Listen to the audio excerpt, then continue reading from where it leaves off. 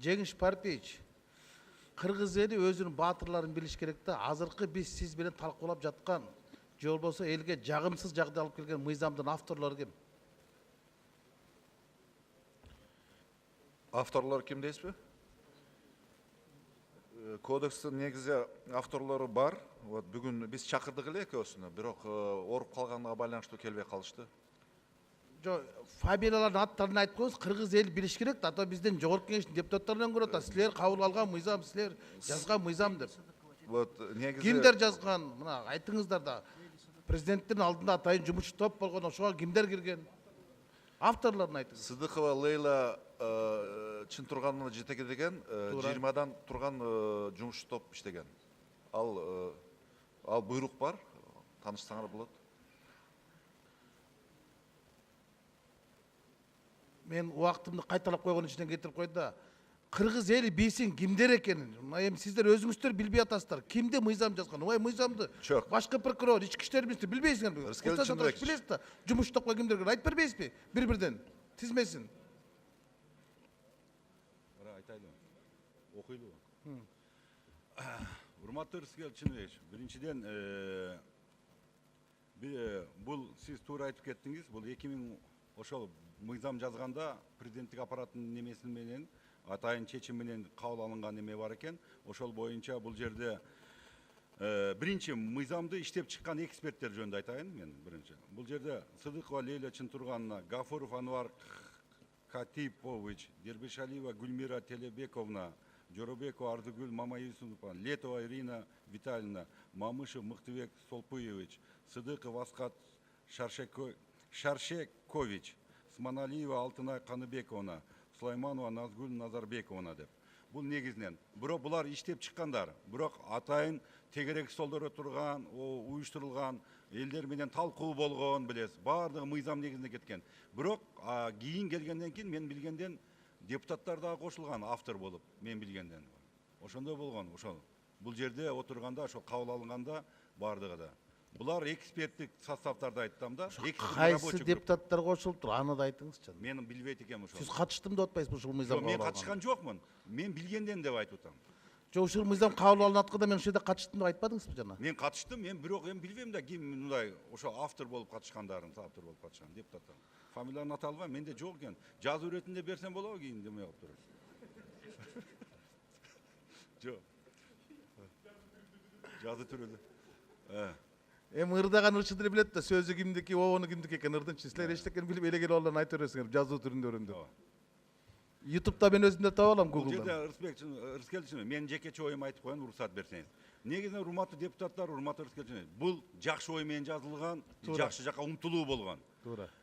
Мисалы үчүн жакшы мыйзам. Бузуулар кодексинде 376 сайтта берене болгон болсо, бир эле беренеси боюнча, түкүрүү боюнча бардыгын жууп кетти да. Эмне үчүн? Бул айып пулдун башкалар да бар, башкалар. Туура эмес салынып калган. Бирок ошол биз кыргыз элинде жашаган бардыгы биринчи башка мамлекетке маданияттуулукту көргөзүү максатында бизге келген нерсени жакшы нерсе, мыйзам жакшы иштеп атканын үлгүлүү болуп, туристтер боюнча ошол максатта иштелип чыкканда, анан коомдук жайларда таза шаар, таза мындай үй дегендей, ошондой мамлекет деген үлгүдө болгон. Бир гана немеси айып пулдун көптүгү болуп калган да. Мен ойлойм, сиздердин жардамыңыз менен жакын арада чечебиз. Көпчүлүктүн үнүн угуш керек, элдердин үнүн угуш керек. Мен бул тууру. Ошондуктан бул жерде айтам, толуктоо өзгөртүүлөр болот. Ошондуктан колдоо берүүңүздү суранабыз. Рахмат. Сиздин анда өзүңүздөн баштайын. Жана статистика менен айтып атпайсызбы? Канча адам түкүрдү, анан канча өкмөт каражат түшүрдү? Чейин 1 сомдагы кыштара салын элек, бардыгы боюнча эскертүү болуп атат. Себеп дегенде бузууларда эскертүү деген дагы бар да. Биздин максат, Рыскелди Чынбекович, бул акча топтоо маселеси эмес. Бюджетке акча чүрүү менен биз эч качан бул майнап чыкпайт.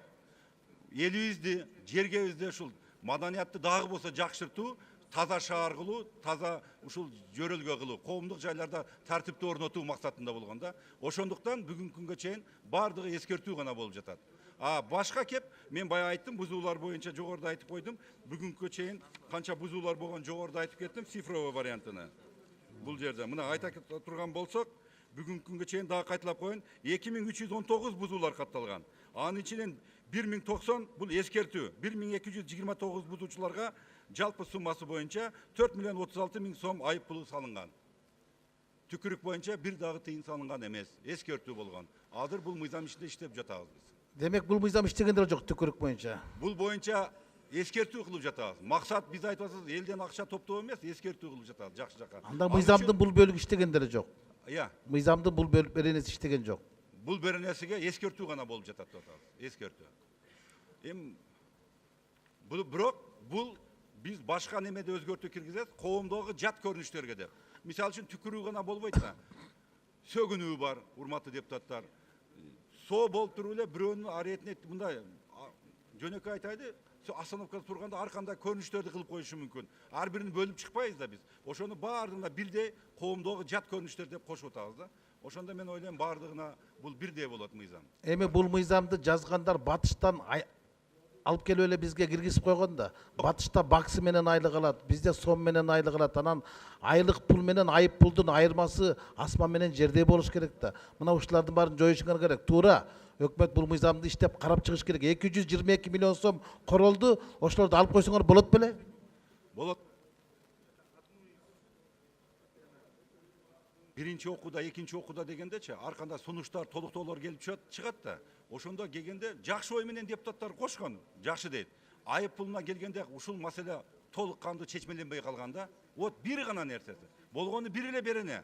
Ошондуктан ушундай ажиотаж болуп кетти. Жок, тонировка боюнча айтчыңызчы, тонировка боюнча бүгүн кандай болот? Ыйгарым укуктуу боюнча биз өткөндө биринчи окуудан кармап колдоо бердиңиздер. Бузуулар кодексине ыйгарым укуктар тууру бөлүнбөй калган. Мисалы үчүн бир министрликке тиешелүү болсо, аны транспорт министрлигине жазылып калган. Ички иштер министрлигине тиешелүү ГРСке жазылып калган баягы выдворениялар боюнчачы айып пулдан сал. Ошону биз алып кирдик 72 главага, 22 главага сиздер колдоо бердиңиздер. Биринчи окуудан өттү. Келерки жумада экинчи окуудан өтөт. Мен ойлойм жакын арада ишке кирет. Транспорт министрлиги ошол тонировка боюнча канча кишини жоопко тарттыңар? Эчтеке тарткан жок бүгүнкү күндө. Азыр көрдүңөр Бишкекте очурет. Машиналар бар тонировка менен келип. Себеби дегенде бул ылгайым укукту сиз айтып биринчи окуудан колдоо бердиңиз. Бул ички иштер министрлигине карайт. Себеби булар толук кандуу ишти алып бара албайт. Бузуулар кодексинде ошондой туура эмес ыйгарым укуктар бөлүнгөн 22 главасы бар экен. Биз өзгөртүү киргиздик да ошого. Биринчи окуудан өттү. Эми аныңыздар деле туура эмес. Ага деле эл нааразы болот. Эми 17500 деген өтө чоң да бул. Эмне боюнча? Баягы тонировка боюнча? Жок, жок. Эмне боюнча? Тонировка. Ичип айдаган немелер боюнча 17500 штрафты айтып атам. Ичпе энес боюнча сиз өзүңүз айтпадыңызбы, Рыскел? Биринчиден ичип колго түшкөн 17500, бул өтө туура деп ойлойм. Себеби азыркы күнгө чейин, мисалы үчүн менде данный жок экен, 10 жылда алып чыктым да, жылына 1000ден өлгөндө урматтуу депутаттар. Канчалаган биздин мекендештер өлүп кетти. Бир райондун адамы жок болду. 10 жыл, 15 жылдын ичинде. Силер тескери кылып атпайсыңар. Силер мас болуп туруп 17500 төлөп эртең айдап бирөөдү өлтүрөр деп атпайсыңар. Мурун 3 жылга ажыратчы да эркинен. 10 миң сом төлөчү. Силер коммерческий болуп атпайсыз силер. Биз өзгөртүү киргизип атпайбыз. Коммерческий болуп атпайсыз. Силер акча таап атпайсыңар. Кандайча? Штраф төлөп атпайсыңар. Эгерде адам өлтүргөн болсо, биз ажыратыш керек да. Жок, ага катуу чара көрүлөт. Айдоочулук койду, мурун ажыратчы. Кылмыш иши козголуп, ал жоопко тартылат. Адам өлтүргөн болсо. Мен айтып атам, биз айткан, сиз айткан мыйзам. Бул мас болуп колго түшкөн болсо. Ошол. Анан дагы экинчи учуру бар. Мас болуп колго түшүп туруп, баягы немеге керектүү немеге барбай коюп, освидетельстводон өтпөгөнгө 5,5 миң сом экен. Аны дагы биз 17500гө теңедик. Аны сиз жакшы билесиз. Курсан Сатаров, сиз манас айткандай эле менин убактым барын алып койдуңуз да? Жок, мен айттым да. Кылмыш иши козголот ага. Курум боюнча айтыңызчы, курум боюнча. Эмне үчүн бишкектиктерге 1000 сом, айылдыктарга 3000 сом? Бул айылдыктар эмес.